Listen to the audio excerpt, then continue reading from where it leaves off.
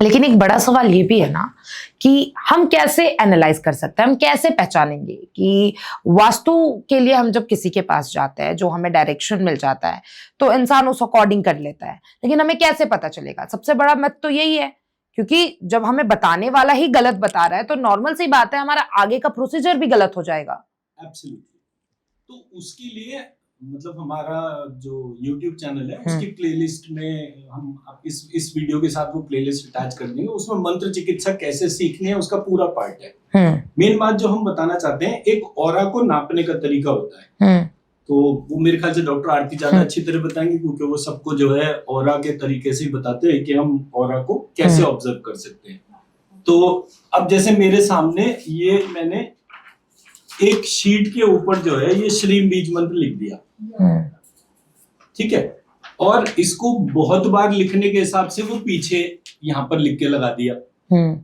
तो अगर मुझे डॉक्टर आरती से इस रूम की या आपकी किसी की भी हीलिंग करानी है तो इन्होंने लिख के वहां पर रख दिया, वहां से उन्होंने एनर्जी उठाई और आपके ऊपर। चलिए एक मेरे पे ट्रायल करके देखते हैं। ठीक है, एक मेरे पे ट्रायल करके देखते हैं हीलिंग, ताकि लोगों को भी अच्छे से समझ में आ सके। डॉक्टर आरती को अब ना ओल्ड डॉक्टर आरती, मैंने बीच में वैसे ही हाईजैक कर दिया। हाँ जी जी।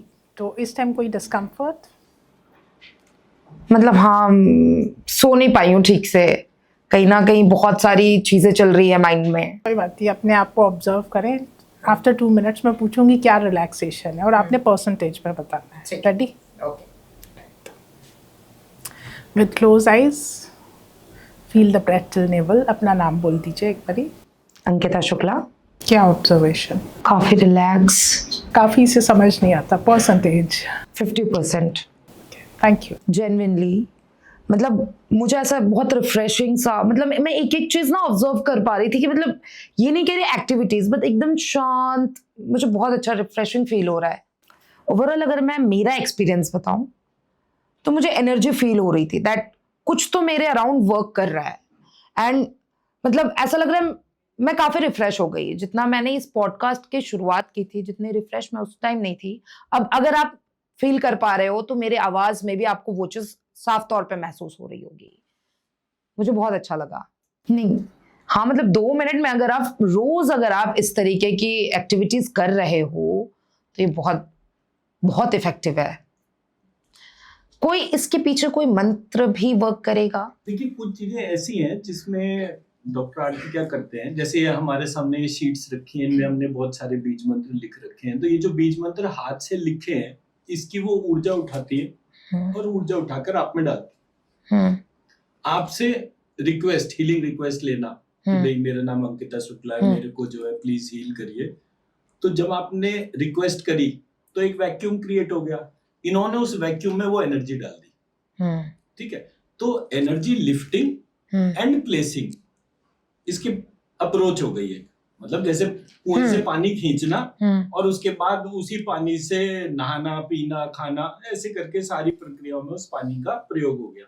तो ये जो ऊर्जा उठाना और डालने की प्रक्रिया जो है, इसमें डॉक्टर आरती की एक्सपर्टीज है।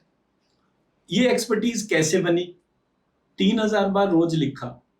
लिखती ये नहीं थी, मैं लिखता था, लेकिन जब मैंने वो लिख के इनको दिया, इन्होंने उसको उठाया और फिर जो है उन्होंने अपनी भी हीलिंग करी और मेरी भी हीलिंग करी, बच्चों की भी करी, घर की भी करी, और जिस जिसके करने के हिसाब से था। अगले दिन फिर मैं गया तो मैंने फिर 3000 बार लिखे, लेकिन अगले दिन इन्होंने 3000 बार से एनर्जी लिफ्ट करके नहीं डाली, 3000 प्लस 3000 ऐसे 6000 बीज मंत्र की ऊर्जा उठा के डाली। 1 महीने बाद गया तो रोज 3000 बार लिखने से जो 90,000 बीज मंत्र की ऊर्जा थी, इन्होंने वो उठा के डाली। 10 महीने बाद गया तो 9 लाख बीज मंत्रों की ऊर्जा उठाई और फिर डाली। एंड बिलीव मी, इन मंत्रास का वेट भी होता है, इनके कलर्स भी हैं और इतने सुंदर कलर्स हैं कि हमने कभी इस रियल में तो कलर्स नहीं देखे होंगे, आई एम श्योर। अच्छा, कलर्स का क्या इम्पैक्ट होता है इस पे? रेड पेन से लिखना?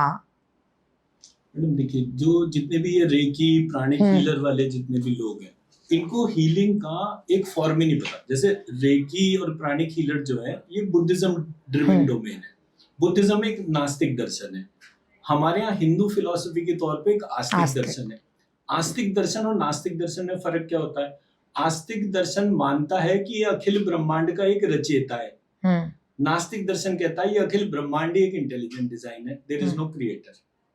तो एक मानता है इसलिए वो आस्तिक, एक नहीं मानता इसलिए वो नास्तिक, आस्ति नास्ति, ठीक है। तो ऐसे करके ये डोमेन बन गई। अब अगर आप ये मानते हो कि आपका कोई रचयिता नहीं है, तो इसका मतलब आप ये कह रहे हो कि आपकी कोई मम्मी नानी वगैरह नहीं है। तो अगर ऐसी प्रक्रिया है तो आप कैसे हुए? तो वेस्टर्न साइंस और ईस्टर्न साइंस में ये फिलोसॉफिकल डिफरेंस है। मैं मेरा पक्ष समझा पा रहा हूं?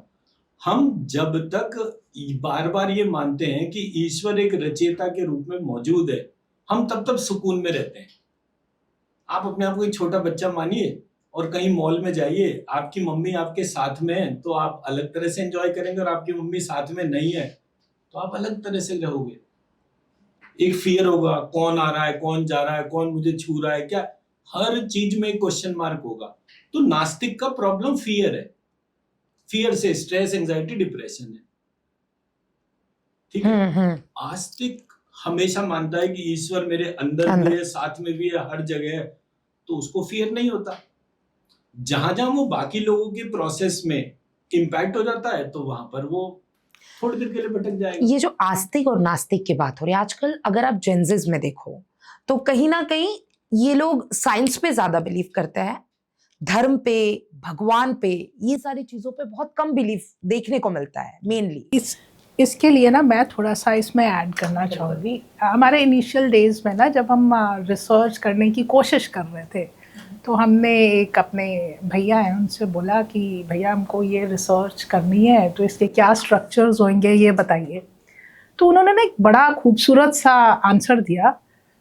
तो उन्होंने बोला ऐसा नहीं है, न्यूटन से पहले सेब पेड़ से नहीं गिरता था, गिरता होगा, but he was the first to document it. तो आपकी प्रक्रियाएं जो आप कर रहे हो, ऐसा नहीं है ये पहले नहीं हुई होंगी, हज़ारों बारी हुई होंगी, लेकिन आप इनको डॉक्यूमेंट पहली बारी करना चाह रहे हैं, ठीक है। तो इन नॉन डोमेन अगर आप डॉक्यूमेंट करना चाह रहे हैं तो स्ट्रक्चर्स आपके अपने होंगे, तो आपको अपने स्ट्रक्चर्स खुद बनाने होंगे।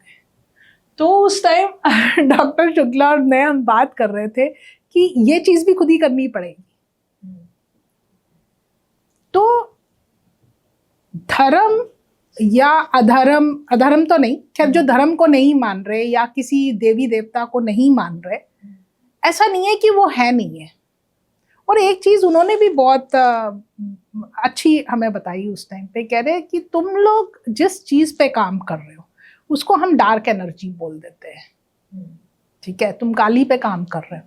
लेकिन आज भी फिजिक्स की डोमेन में जो अभी तक नोन नहीं है उसको हम डार्क एनर्जी बोलते हैं, उसको हम उसको नहीं जानते।